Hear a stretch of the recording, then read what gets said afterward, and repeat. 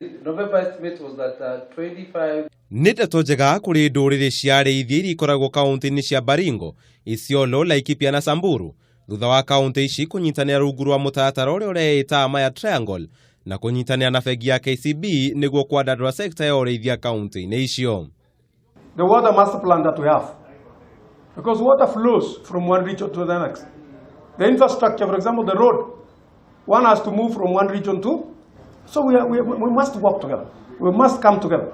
And that's the decision why we decided to come together.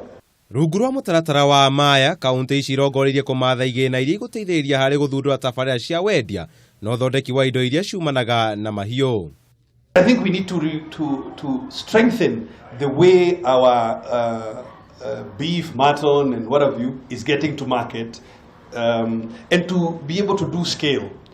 Mũtaratara-inĩ ũyũ, kaunti ici igũkorwo ikĩruta kĩgĩna kĩa mũigana ũmwe na bengi ĩno makĩria harĩ waki na ũthomithia wa arĩithia harĩ kũramata tabarĩra ĩyo.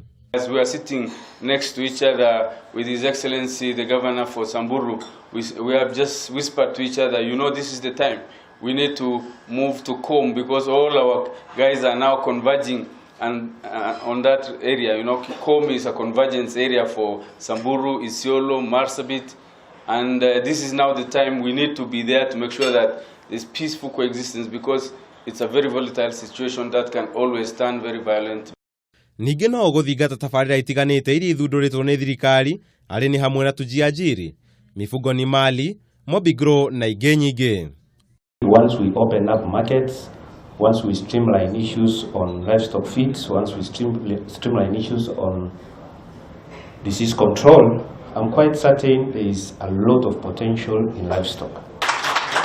Igongona rĩrĩ nĩ rĩrekinyĩtio nĩ magavana Nderitu Mũrĩithi wa Laikipia, Mohamed Kuti wa Isiolo, Stanley Kiptis wa Baringo na Moses Lenol Kulal wa Samburu arĩa meranĩire ũnyitanĩri wao mũtaratara-inĩ ũcio. Handũ-inĩ ha Kameme TV, njĩta Kamau wa Mwangi.